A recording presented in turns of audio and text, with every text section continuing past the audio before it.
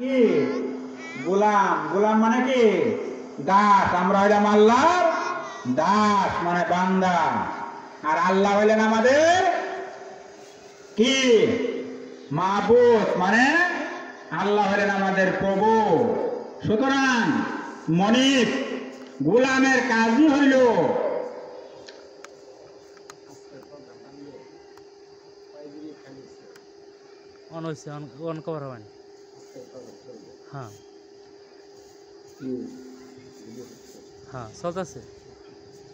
সুতরাং মনিবের হুকুম মতো চলাই হইল গোলামের কাজ, ঠিক না? এই যে বাবাজিরা একটু বসে, মেহরবানি করে একটু বসে কোরআন হাদিসের দুইটা কথা শুনি, কারণ এই প্রোগ্রাম তো প্রতিদিন হবে না। হবে এইরকম প্রোগ্রাম প্রতিদিন হবে?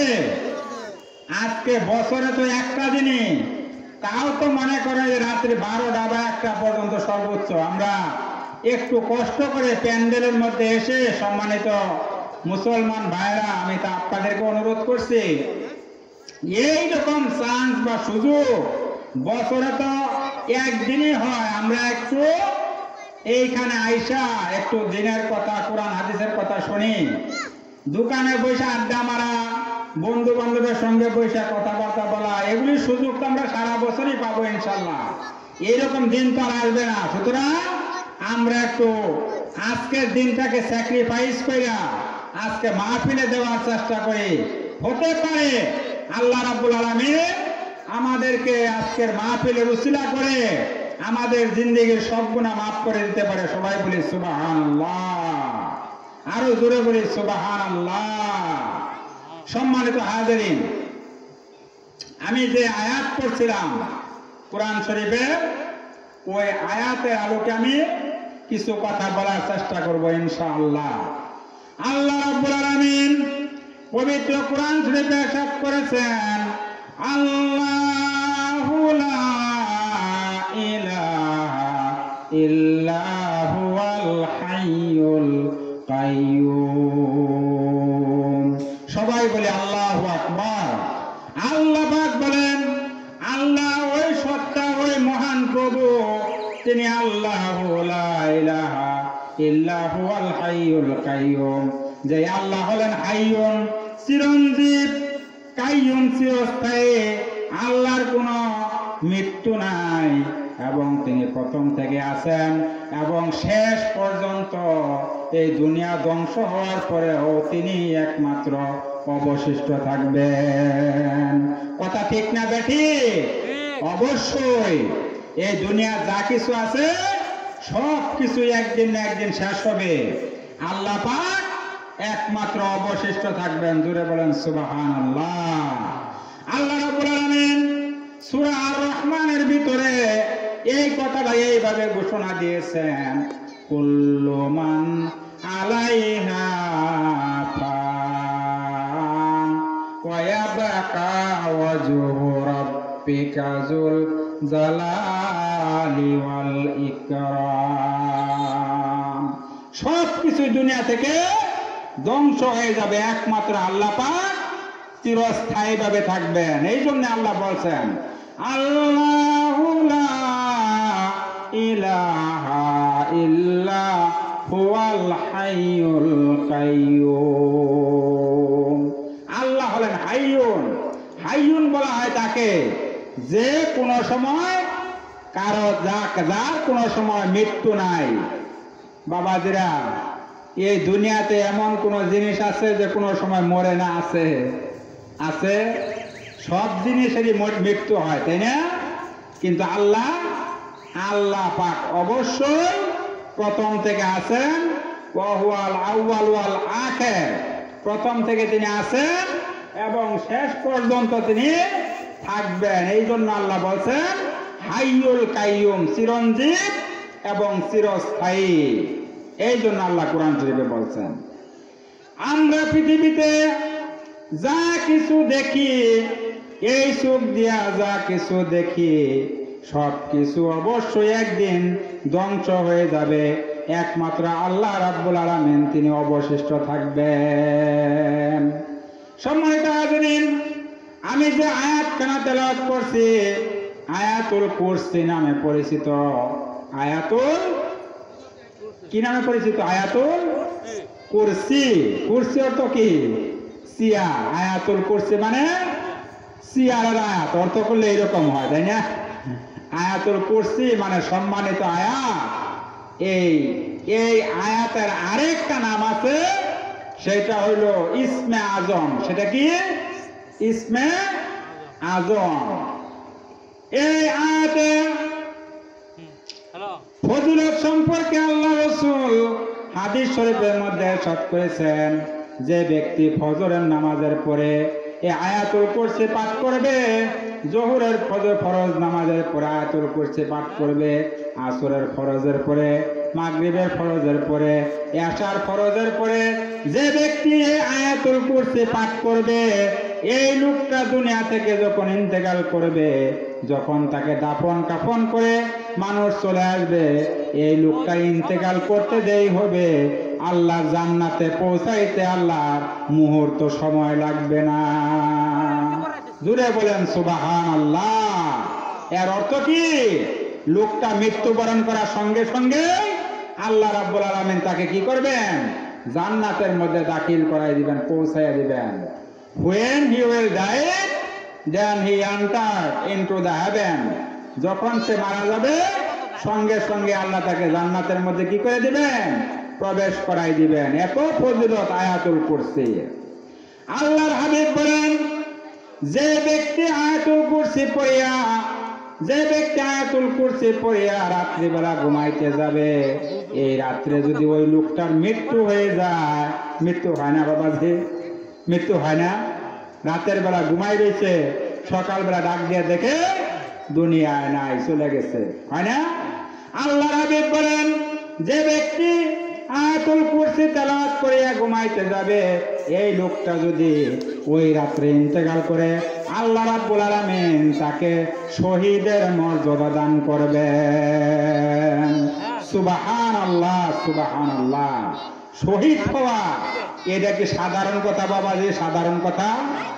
শহীদ হওয়া ইসলামী যুদ্ধের ময়দানে যাইয়া কাফেরদের সঙ্গে যুদ্ধ কইরা নিজের জীবন বিলিয়ে দেওয়ার পরে এই লোকটার উপাধি হয় শহীদ। তাইলে আয়াতুল কুরসি পাঠ কইরা যদি লোকটা ঘুমাইতে যায়, আল্লাহ যদি ওই লোকটাকে ওই রাতে মৃত্যু দেয়, এই লোকটার মৃত্যু হবে শহীদের মৃত্যু। জোরে কোন সুবহানাল্লাহ। সবাই একটু জিকির করে লা ইলাহা ইল্লাল্লাহ। জি সবাই জিকির করে, জি সবাই লা ইলাহা ইল্লাল্লাহ, লা ইলাহা।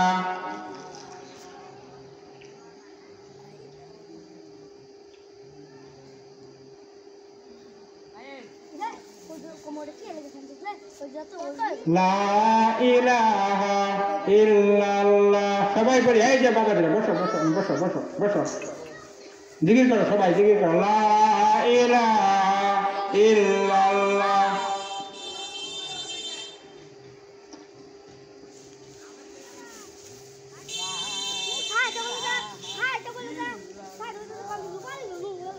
লা ইলাহা ইল্লাল্লাহ। দূরে দূরে পড়ি, লা ইলাহা ইল্লাল্লাহ।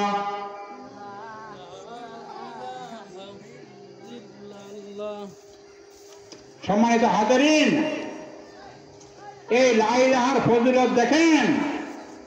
আল্লাহর হাবিব বলেন, যে ব্যক্তি জীবনে একবার লা ইলাহা ইল্লাল্লাহ পড়েছে, এই কালেমাটা পাঠ করেছে, একবার জীবনে এই কালেমাটা যে একবার মনে প্রাণে পাঠ করেছে, স্বীকার করেছে, এই লোকটা যে কোনো সময় আল্লাহর জান্নাতে চলে যাবে। সুবহানাল্লাহ।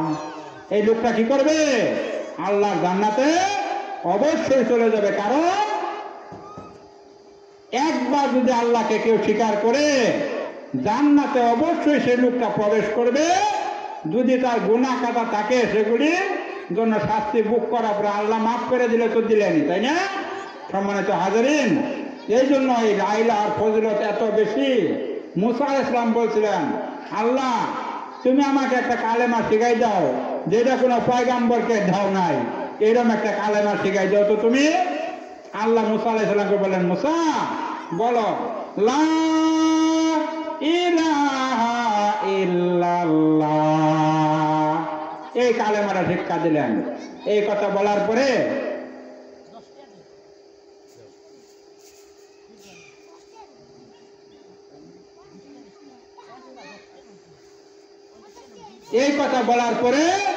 মুসা আলাইহিস সালাম বলেন, আল্লাহ এই কালেমা তো সব নবীদের আমলে ছিল, সবাই তো এই কালেমা পাঠ করছে, আল্লাহ কি বলতেছেন শুনেন।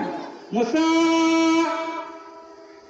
তাম পৃথিবীর সমস্ত কিছু যদি এক পাল্লায় রাখা হয় এবং এই কালেমা তৈয়্যিবা অর্থাৎ এই লা ইলাহা ইল্লাল্লাহ এই কালিমাটা যদি এক পাল্লায় রাখা হয়, তাহলে এই কালিমার পাল্লা অবশ্যই ভারী হয়ে যাবে।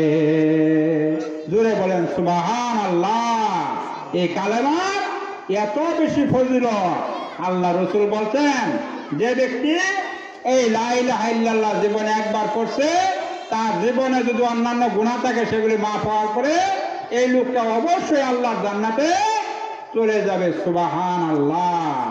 সম্মানিত হাজিরিন, ইসলামী সম্মেলন আজকে উপস্থিতির সংখ্যা কম, ঠিক না? এই সময় একটু কম হওয়াই স্বাভাবিক, কারণ এশার নামাজের পরে আমাদের দেশে রসুম অনুযায়ী বা সিস্টেম অনুযায়ী সাধারণত আসার পরে লোকজন হয়। তারপরেও তো সম্মানিত হাজিরিন, এই কথাটা বলতে হয়, যেহেতু এখানে দিনের কথা হইতেছে, দিনের আলোচনা হইতেছে, আমরা তো অনেকে অযথা দেখছে যে ঘোরাফেরা করতেছি, তা না করে আমরা যদি এখানে বসে দুইটা দিনের কথা শুনতে পারি, হতে পারে এই আলোচনার উৎসরা করে আল্লাহ আমাদেরকে পরকালে মাফ করে দিতে পারে। পারেন না? আল্লাহ কি মাফ করে দিতে পারে না? বাবাজিরা আপনারা কি বলেন? আল্লাহ মাফ করে দিতে পারে না? আল্লাহ all in all, super power, আল্লাহ যে কাউকে মাফ করে দিতে পারেন। এই যে দেখেন আজকে আপনারা উপস্থিত হয়েছেন, আমি একটা সুখবর শোনাই। দেখেন কোরআনের আয়াত দিয়ে ব্যাখ্যা দিয়ে বুঝাই দিই আপনাদেরকে আল্লাহ কি করতে বলেন। দেখেন, মা ইয়ালফিযু মিন কাওলিন ইল্লা লাদাইহি রাকীবুন আতীদ। বান্দা এমন কোন কথা বলে না, এমন কোন কাজ করে না যা আল্লাহ রাব্বুল আলামিন রেকর্ড করে না রাখতেছেন। যেরকম সুবহানাল্লাহ। এমন কোন কথা, এমন কোন কাজ বান্দা করে না যা আল্লাহ রেকর্ড করে না রাখতেছেন। আল্লাহ দেখেন, আপনারা দেখেন, আমাদের যুগে আমাদের দেশের ছেলে মেয়েরা বা আমরা মোবাইলে ক্যামেরা করে 100 বছর 200 বছর পরেও কি ওই ক্যামেরা দেখা যাবে না? দেখা যাবে না বাবাজিরা? তাইলে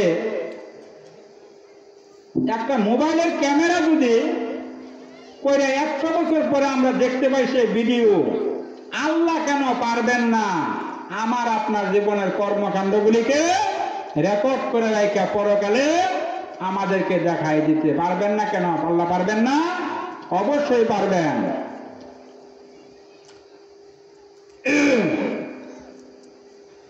আল্লাহ রাব্বুল আলামিন বানাইছেন যেহেতু আমাদেরকে, সঙ্গে সঙ্গে আমাদের দুই কাঁধে দুইজন ফেরেশতা নিযুক্ত করে দিয়েছেন। দুইজন ফেরেশতা কি? দুইজন কি ফেরেশতা?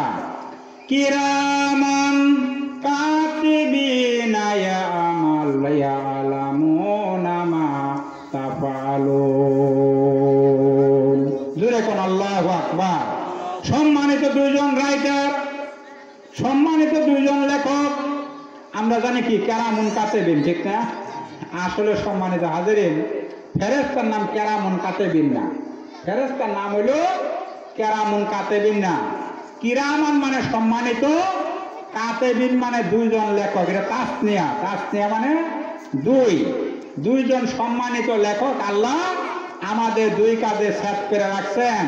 আমাদের কর্মকাণ্ডগুলিকে ভিডিও করতেছে, রেকর্ড করতেছে, পরকালে যাতে আমি আর আপনি অস্বীকার করবার না পাই। আল্লাহ কি করবেন?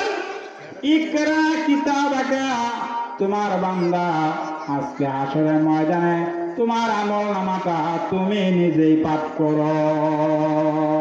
জোরে কোন সুবহানাল্লাহ। আল্লাহ বলবেন কি, বান্দা দুনিয়াতে তুমি যা কিছু করছিলা আজকে তোমার আমলনামাটা তুমি পাঠ করো। ইকরা কিতাবাকা, তোমার আমলনামাটা তুমি পাঠ করো। আমরা পাঠ করতে যাই দেখবো বাবাজি, মালি হাযাল কিতাব লা ইউগাদিরু ফিহা সাগীরাতান ওয়ালা কাবীরাতান ইল্লা আহসাহা। আমরা বলবো আল্লাহ এটা কেমন এক ডায়েরি আমাদেরকে দিলা, যেটার মধ্যে জীবনে ছোট বড় যা কিছু করছি, অন্যায় অপরাধ ভালো কাজ সব কিছু রেকর্ড হয়ে রয়েছে। সুবহানাল্লাহ। অস্বীকার করার জো আছে বাবাজি, অস্বীকার করার জো আছে? আজকে ধরেন ফুটেজ দেখে কোন জায়গায় যদি খুন করা হয়, ওই যে সিসি ক্যামেরার ফুটেজ দেখে আসামিকে চিহ্নিত করে পুলিশ ধরে, তাই না?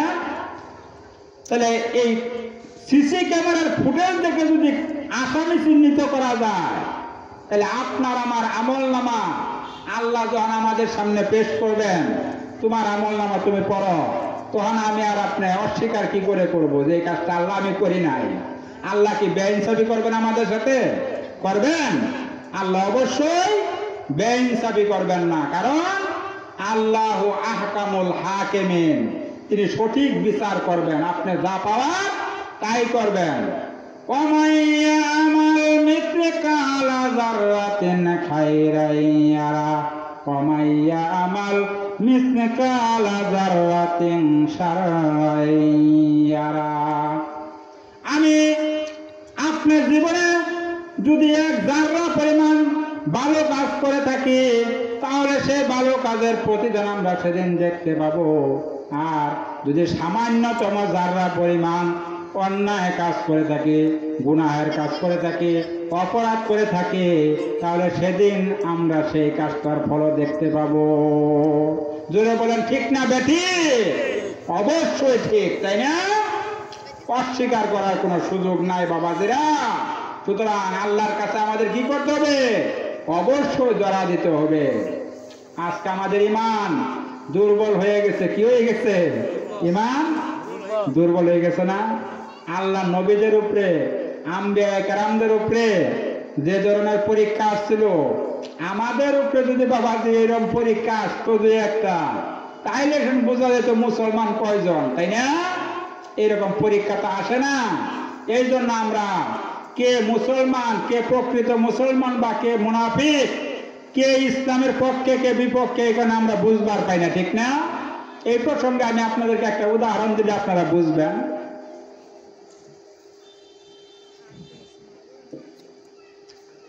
যখন স্বাধীনতা যুদ্ধ চলতেছিল বাবাজিরা, আপনারা দেখছেন অনেকে স্বাধীনতা যুদ্ধ, এই যে আমার বাবাজি একজন, বাবাজি স্বাধীনতা যুদ্ধ দেখছেন না?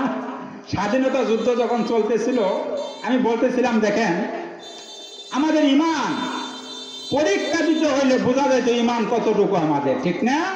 কোন পরীক্ষা দিতে হয় নাই। মুসলমানের ঘরে সন্তান, মুসলমান হিসেবে জন্ম নিয়েছে, আলহামদুলিল্লাহ, এটা তো অবশ্যই আল্লাহর একটা নিয়ামত, এই হিসেবে আমরা মুসলমান। কিন্তু পরীক্ষা দিয়া ইমানকে যদি আমাদের টিকাইতে হইতো বাবাজি বলেন কয়জন মানুষ মুসলমান টিকতো, তাই না? এই জন্য আমি কথাটাতে বলতেছিলাম সম্মানিত হাজিরিন, যখন আমাদের দেশে স্বাধীনতা যুদ্ধ চলতেছিল, এটা স্বাধীনতার মাস, এই হিসেবে কথাটা বলি।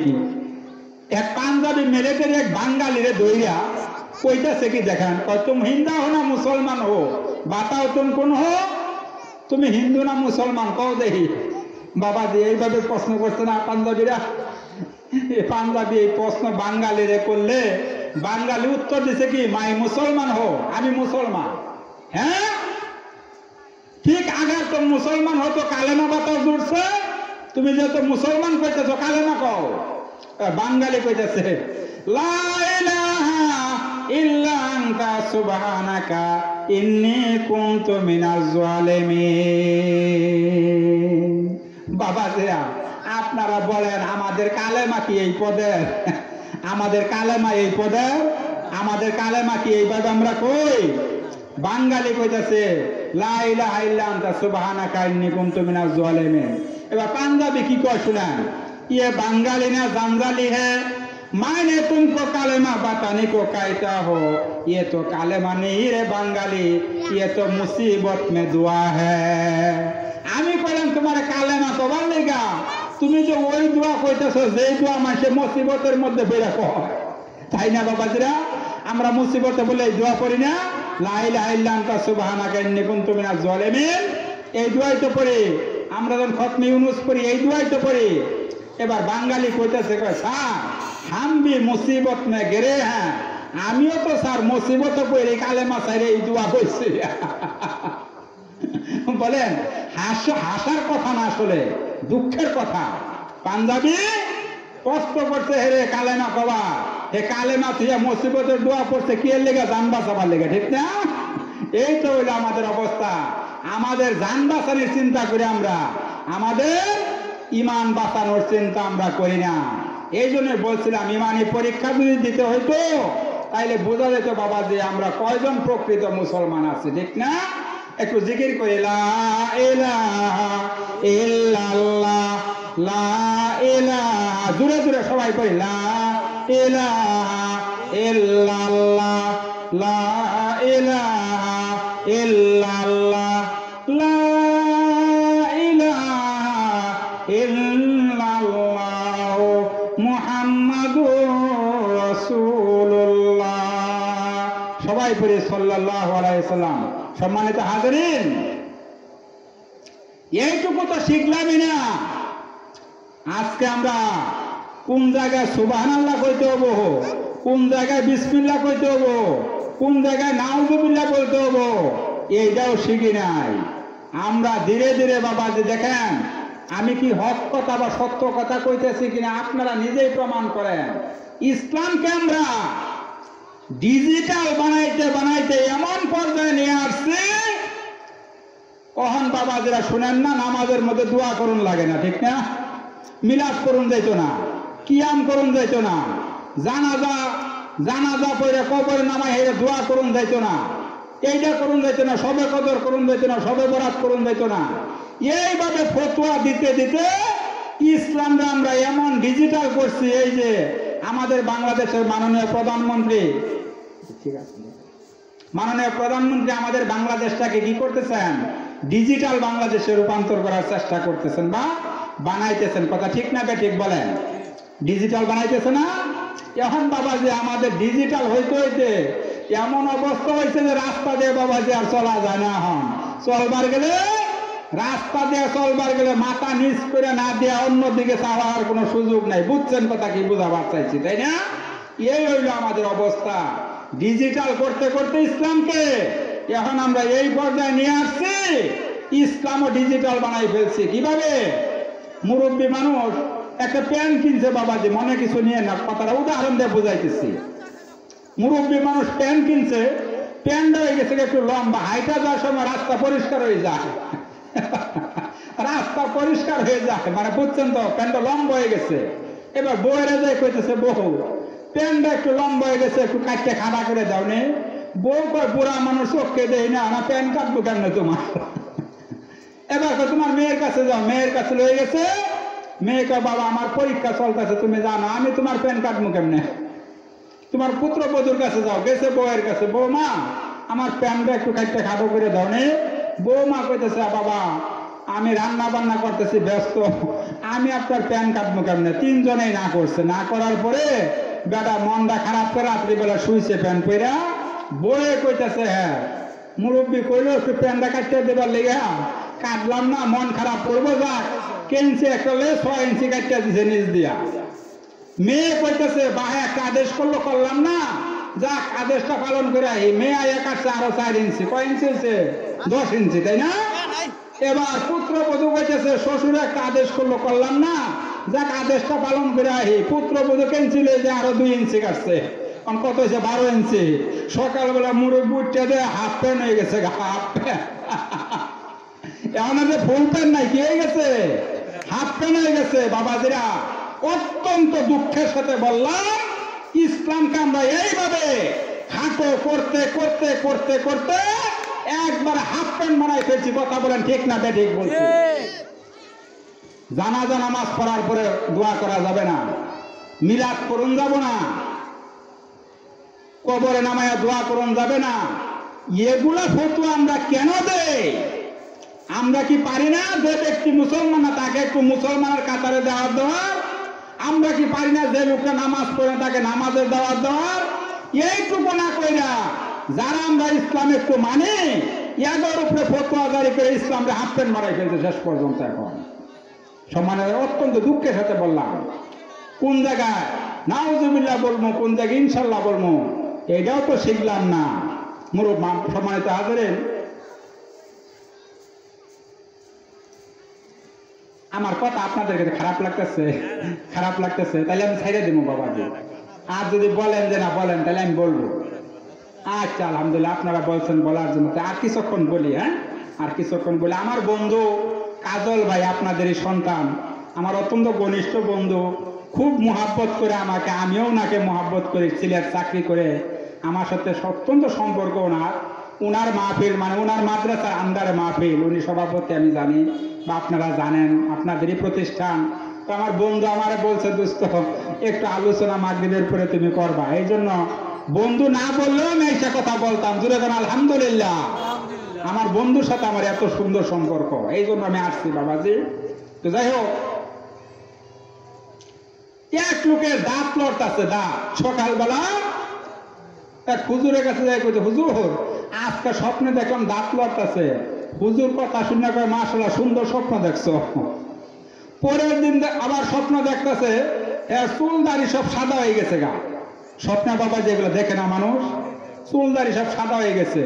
এইবার এই স্বপ্ন দেখে যায়, পরের দিন কইছে, ভাই আজকে যে এই স্বপ্ন দেখলাম চুল দাড়ি সব সাদা হয়ে গেছে, মাশাআল্লাহ খুব মূল্যবান স্বপ্ন দেখছো। এবার 3 নাম্বার দেখলো স্বপ্ন, মৃত মানুষ যাইয়া তাকে জীবিত অবস্থায় ডাকতেছে। এই কথা শুনে দেখা, স্বপ্ন দেখা এইবার যাইয়া কইতাছে, ভাই আজকাল দেখলাম মৃত মানুষ আমাকে ডাকতেছে। সে কোথায় মাশাআল্লাহ খুব অত্যন্ত দামি স্বপ্ন দেখছো তুমি। হে যে মাশাআল্লাহ কয়, কারণ হলো হ্যাঁ পীর সাহেব হিগাই দিছে, তোর কাছে যদি কেউ স্বপ্নের কথা বলে মাশাআল্লাহ কয়ে দিবি খালি। এই জন্য বাবা যে আমরা কোন জায়গায় সুবহানাল্লাহ বলবো, কোন জায়গায় আলহামদুলিল্লাহ বলবো, কোন জায়গায় ইনশাল্লাহ বলবো, তাও তো শিখলাম না। কথা ঠিক না ঠিক বলেন? অবশ্যই জাতির জনক বঙ্গবন্ধু আমাদের এই দেশের স্বপ্নদ্রষ্টা। আমরা কেউ, আমি কিন্তু রাজনীতির দিকে বাবা যে কথা নিতেছি না, আমি কথাটা উদাহরণ দিয়ে বোঝাবার চেষ্টা করতেছি। এই বঙ্গবন্ধু শেখ মুজিবুর রহমান, আমি তাকে দেখিও নাই, দেখার সুযোগও হয় নাই। আমার জন্ম হয়েছে বাবাজি 1976 সনে, ওনার ঘটনা তো এর আগেই শেষ, তাই না? সুতরাং আমরা ইতিহাস থেকে যা জানছি বা পড়ছি, এই বঙ্গবন্ধু আমরা তো ইনশাল্লাহ আল্লাহর উপর বার রেখা কিছু বলি না, অথচ ইনি এমন একজন ব্যক্তি ছিলেন যিনি যে কোনো কাজ করার ভবিষ্যতের সিদ্ধান্ত নেওয়ার আগে ইনশাল্লাহ বলতেন। কথা ঠিক না বেঠিক বলেন? কথা ঠিক না? ওই যে উনি বলছেন স্বাধীনতার ভাষণে, এবারে সংগ্রাম স্বাধীনতার সংগ্রাম, এবারে সংগ্রাম মুক্তির সংগ্রাম, এই দেশকে অবশ্যই মুক্ত করে ছাড়বো ইনশাআল্লাহ। কথাটা কি বাবা যে এইভাবেই কইছিলেন না? তাহলে এই যে আল্লাহর উপর বার রাখছিলেন, আমি বলি বাবাজি, যারা আমার মাইকের আওয়াজ শুনতেছেন, আপনারা যে জামাত করেন, বিএনপি করেন, আওয়ামী লীগ করেন, আমি রাজনীতির দিকে কথা বোঝানোর উদ্দেশ্য না। আমার উদ্দেশ্য হলো উনার মতো একজন ব্যক্তি আল্লাহর উপর বার রেখে কথা বলতে পারলেন। আমার বিশ্বাস, আমি নিজে স্পষ্ট করে বলে গেলাম, এই ইনশাল্লাহ কথাটা উনি বলছিলেন, এই জন্য আল্লাহ এই দেশটাকে স্বাধীন করে দিয়েছে। সবাই বলে আলহামদুলিল্লাহ। বাবাজিরা, আমি যে 3টা স্বপ্নের কথা বলছি, আমি 3টা স্বপ্নের তাবির আপনাদের শোনাইতেলে নাকি?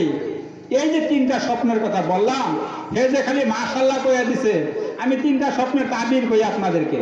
প্রথম যে কইছে, আজকে দেখলাম দাঁত লড়লো, আপনারা বুঝবেন যদি কেউ স্বপ্নে দেখে তার দাঁত লড়তেছে, বুঝবেন লোকটার হায়াত খাটো হয়ে আসছে। কথা বুঝতেছেন না? বুঝবেন লোকটার হায়াত খাটো হয়ে আসছে। কেউ যদি দেখে চুল দাড়ি সব সাদা হয়ে গেছে, বুঝতে হবে তার হায়াত আরো কাছে আইছে, যে কোনো সময় সে মারা যাইতে পারে। আর 3 নাম্বার যে কথাটা বলছি, যদি কেউ দেখে মৃত মানুষ জীবিত অবস্থায় তাকে ডাকতে হবে। অফকোর্স এই লোকটা soon will be soon, he will die, অতি সত্তর এই লোকটা যে কোনো সময় মারা যাবে, এইটা বুঝতে হবে আপনাদেরকে। এইদিকে লোকটার মৃত্যুর পরোয়ানা জারি হইতেছে, আর হে হুন্না কইতেছে মাশাআল্লাহ খুব দামি স্বপ্ন দেখছো।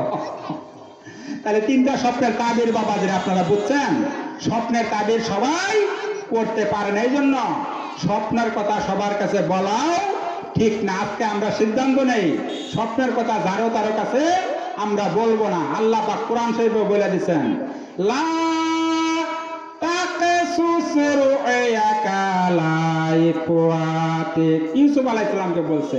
ইউসুফ আলাইহিস সালামের কানে এই কথা বলা হয়েছে, স্বপ্নের কথা তোমার ভাইদের কাছে বইল না, কারণ তোমার ভাইয়েরা তোমার সঙ্গে দুশ্মনী করবে। এই জন্য আল্লাহ কোরআন শরীফের মধ্যে এই কথা বলার অর্থ হইল স্বপ্নের কথা যেন তো না যারো কাছে বলা ঠিক না। সুন্দর সম্মানিত হাজিরিন, একটু জিকির করে নেই, লা ইলাহা ইল্লাল্লাহ, সবাই জোরে জোরে করে লা। বাইরের মানুষ শুনুক যে মানুষ কিছু গেছে, আমি বইয়া রয়েছি, আমিও যাই। আপনাদের আওয়াজটা যাতে এইরকম হয়, লা ইলাহা ইল্লাল্লাহ, লা ইলাহা ইল্লাল্লাহ,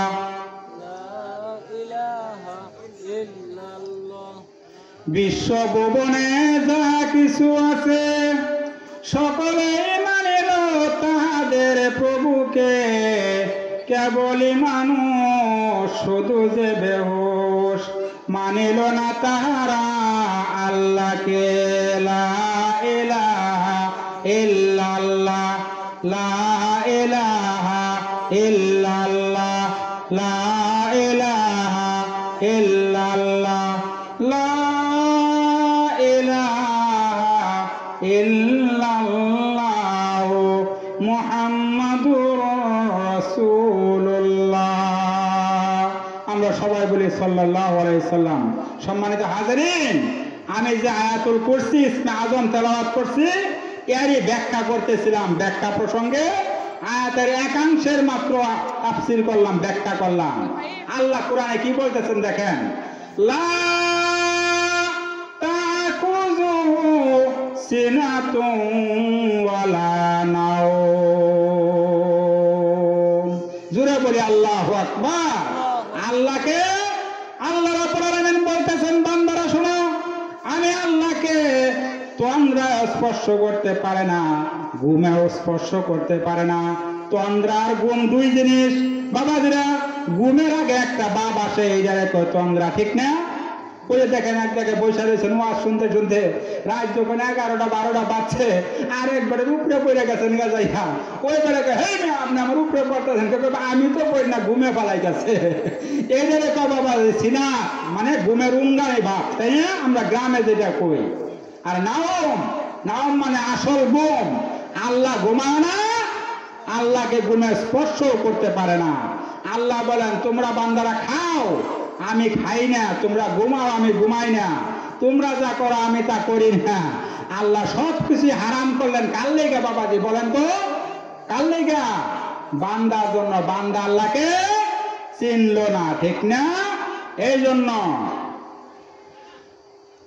যেদিন আমার পোড়াবে দিন আসবে গহীন রাতে, কথা ঠিক না বেঠি?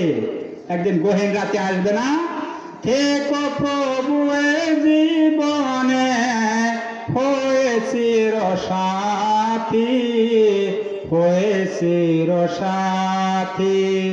আল্লাহ যদি আমাদের সাথী হয়, আরো কিছু দরকার আছে বাবাজি। ও তুঝে পে खुश है तो खुश है सारे जहां, মানলাহুল মাওলা ফালাহুল কুল। আল্লাহ যদি কারো জন্য হয়, তার কোনো কিছুর অভাব আছে আরো বাবাজি?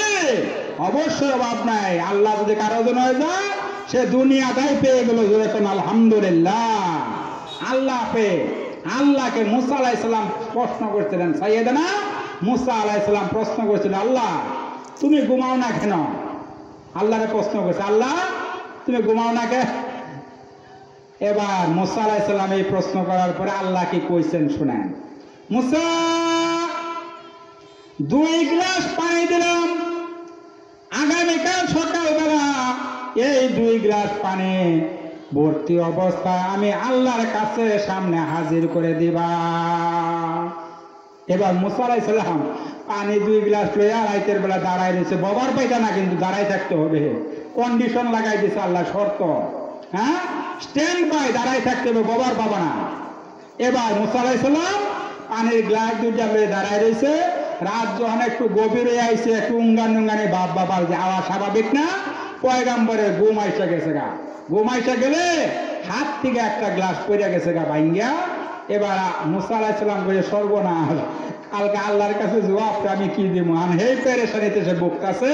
সকালবেলা একটা গ্লাস লইয়া আল্লাহর সামনে হাজির করে কই, আল্লাহ, ঘুমের সুরে 2টা গ্লাস রাখবার পাইলাম না, এই যে একটা গ্লাস লইয়া তোমার সামনে হাজির হয়েছে।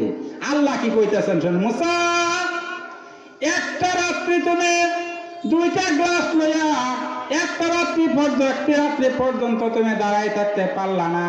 আমি আল্লাহ যদি ঘুমাই, এই আসমান জমিন, এই সূর্য নক্ষত্র গ্রহ তারকারাজে কোন দিক থেকে না জানি বইরা তোমাদের উপরে এই দুনিয়াটা ধ্বংস হয়ে যায়। জুড়ে কোন সুবহানাল্লাহ। কথা ঠিক না বাবাজি?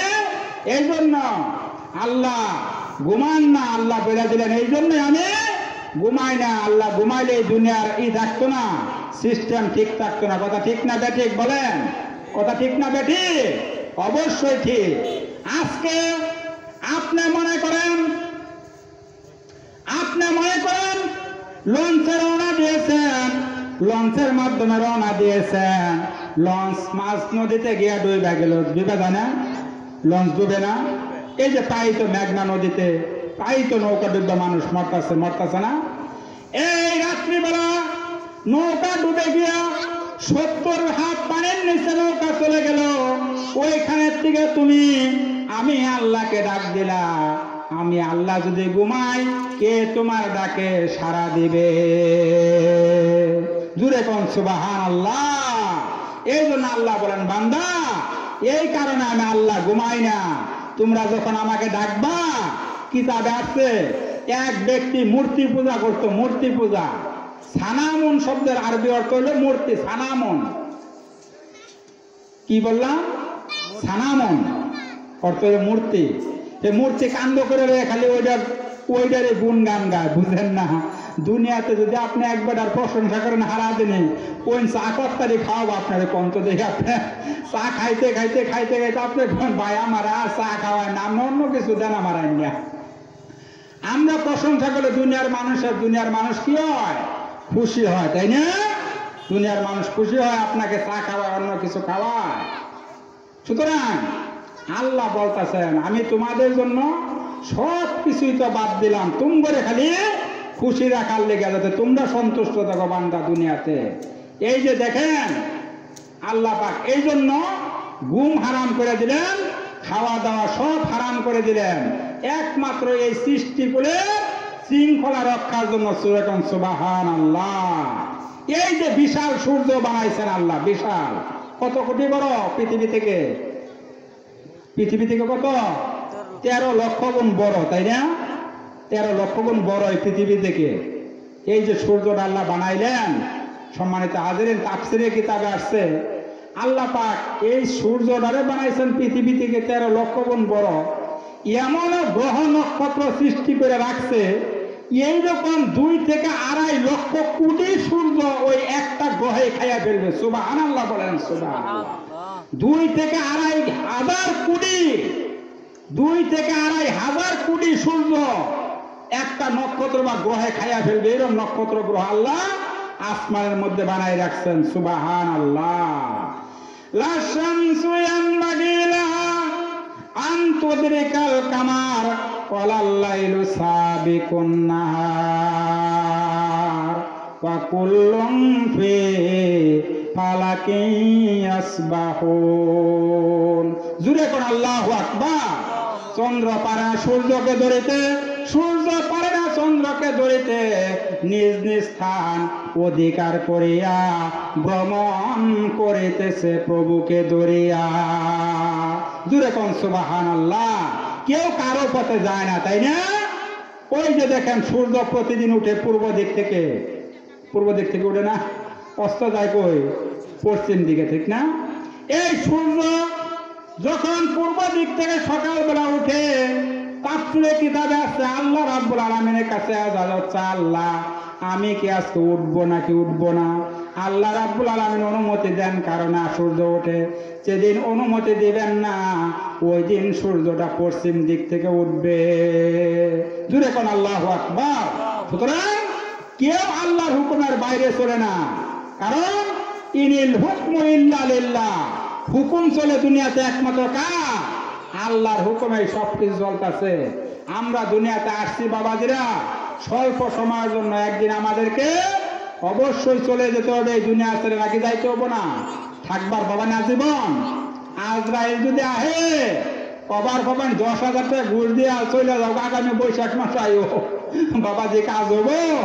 মরণ থেকে যতই পালাও মরণ তোমায় লইবে কি, যদিও সুদূর আকাশ পানে লুকাও সে তাই লাগিয়ে সিঁড়ি, যদিও সুদূর আকাশ পানে লুকাও সে তাই লাগিয়ে সিঁড়ি।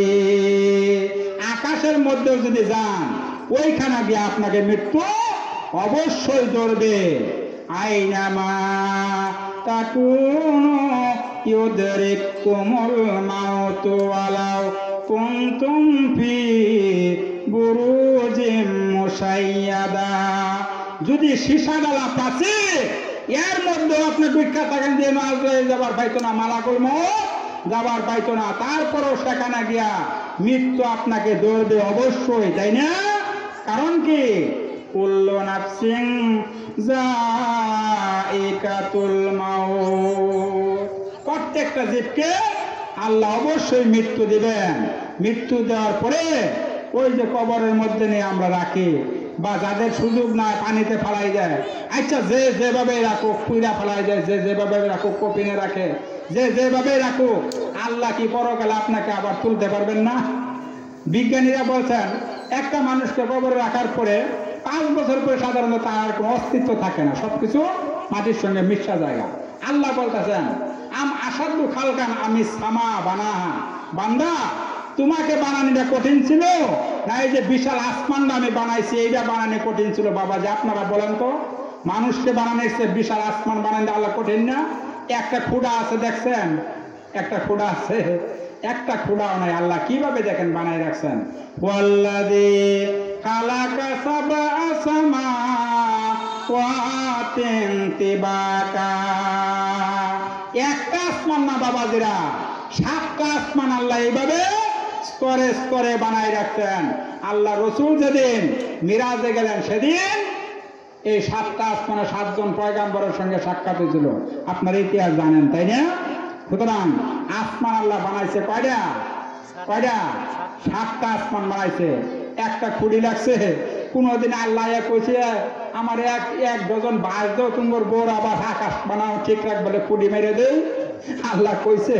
আল্লাহর দরকার নাই, আল্লাহর দরকার নাই। কারণ ইন্নামা আমরু ইযা আরাদা শাইআন আইয়াকুলা লাহু কুন ফায়াকুন।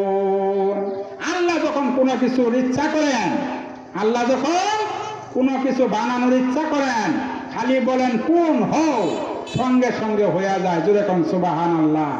কোন শব্দটা বলতে দেরি হয়, ওই জিনিসটা হইতে সেকেন্ড সময় লাগে না। জোরে কোন সুবহানাল্লাহ। এই আল্লাহর ক্ষমতা। আলাইসা যালিকা বিকাদিরিন আলা আই ইউহইয়াল মাউতা। আমি যে তোমাদের প্রথমবার বানাইছিলাম, আমি কি পারবো না আবার তোমাদের জীবিত করতে কবর থেকে?